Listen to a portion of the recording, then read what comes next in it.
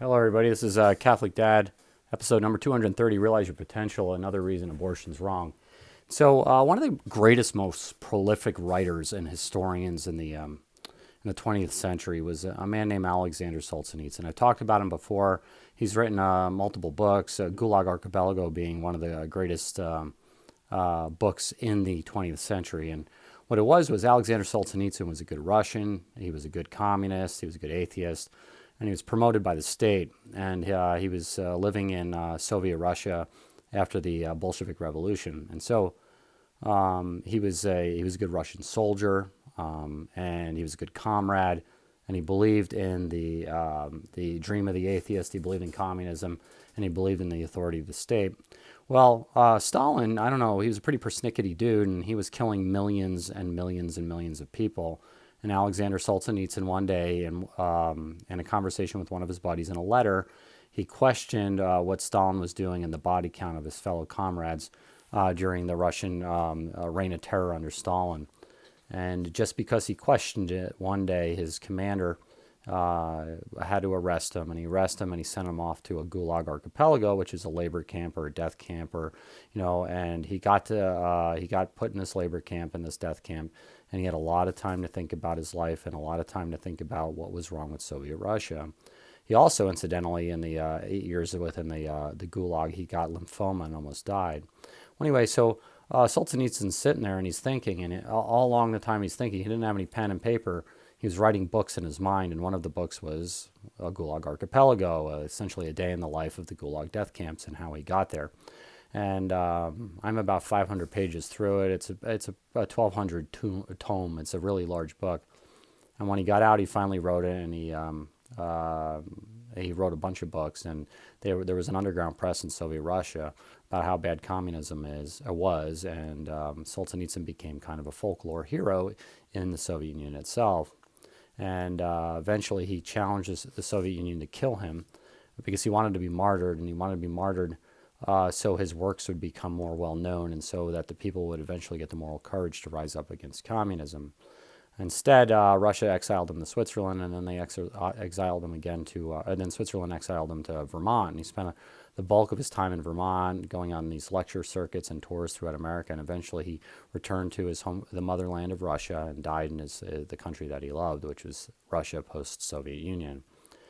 And while Alexander Solzhenitsyn was in the labor camps, he was trying to figure out what was wrong with his society.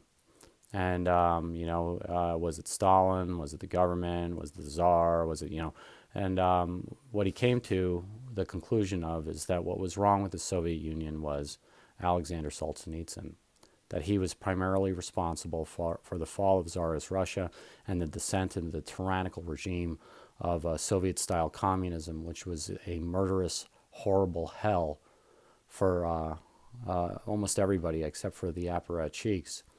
And he decided the problem with Soviet Russia was himself, that he consented to it, and that he partook in it, and that he became a good soldier, and he got an education from it, and he would eat the food of it, and he consented, and therefore there was no dissension in Soviet Russia to that style of tyrannical rule, and eventually this Soviet Russia descended into a tyrannical hell on earth.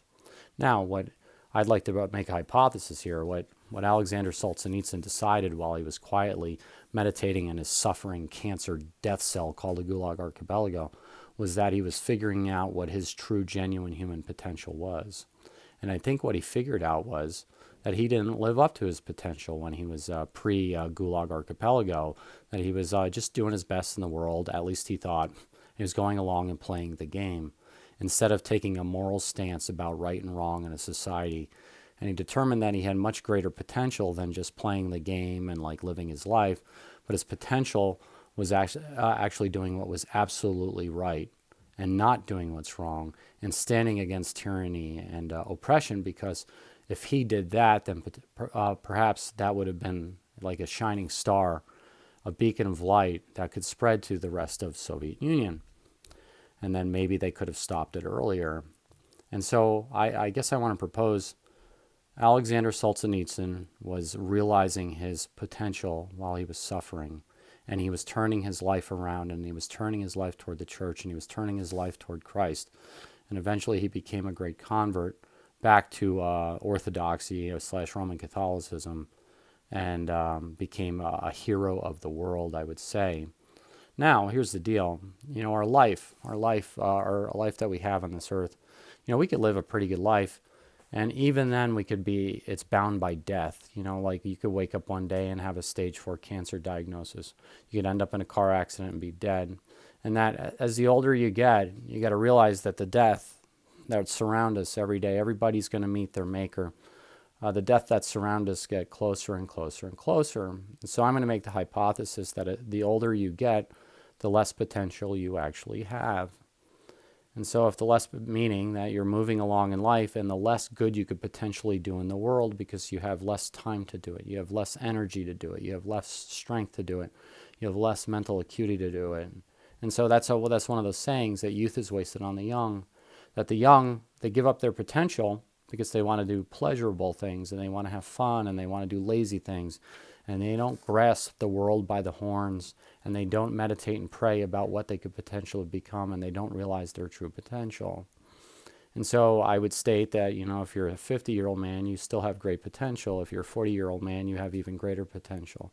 If you have a 30-year-old man, you have even greater potential. And you could even back it up beyond that, until you're a newborn child, and you would have even greater potential, potentially infinite potential, because you are not tainted by the world, and you have the capacity to not capitulate to the evils of the world, and you could stand up and make your mark and become great. Now, let's rewind from newborn and go to fetus. The fetus has even more potential than the newborn child because it's even younger. It has the capacity to leave its mark on the world like nobody else. And so, if we want to realize our own potential and see how great we can become, and not capitulate to the evils of the world around us, and make our mark through integrity and morality and decency and humility and whatever else we decide to, what path to march down, that the greatest potential in any human being is the unborn child, because it has far more time on its side. Death is further and further away from it than any other point in your life. And then if you think about that abortion only becomes even greater evil than if you just call it, it's just a human being, and it has, it's human being, and it has dignity from God. Yeah, that's a problem. But if you look at it as a human being with infinite potential to become great, just think about every child that we abort. It's potentially a giant, a hero of our society being taken away from us. Now, that's not true of 50-year-olds, even though that's still a problem. But if you look at the unborn as the giants, now it's possible that you could abort 10,000 babies and you got rid of 10,000 would-be criminals. That's possible. But even if you aborted 1 out of 10,000, that could have been a giant in the world. That is the greatest of all travesties, to rip the potential from the infant child, from the fetal child, to take it away. And I would say there's probably giants in almost every single one of us if we are made to realize our full potential. That takes good parenting, it takes church communities, it takes living a sacramental life, and it takes personal suffering and pursuing great moral responsibility, much like Alexander Solzhenitsyn determined when he was in the Gulag Archipelago. And so the formation of our children is very important. But I wanted you to think about that in terms of the abortion argument. Infants and unborn have infinite potential. Can you think about any other person on the planet that had infinite potential? That would be Christ Jesus himself, right? That's God incarnate, right? So if God has infinite potential, then we all have the capacity to become sanctified and perfect. We all have the capacity to be like Christ himself. And so when you abort a child, you abort a soul of God with the capacity to be like Christ. That should bother you a lot. And if you like this video, please like or subscribe and share with your friends. And do live a sacramental life. But I do want to give you some homework. Pray and meditate every night. You should. Every morning you should. Think about like what kind of person you are, where you're going, and think about what kind of deceptive life you're living. Try to do away with it and try to throw it out in the garbage can and go to confession and live a sacramental life and move on and become better. And eventually you can become like one of the greats, Alexander Solzhenitsyn, or even better, you can become like Christ himself. God bless you. Like or subscribe, get the Mass, pray the Daily Rosary, and take care. God bless you all.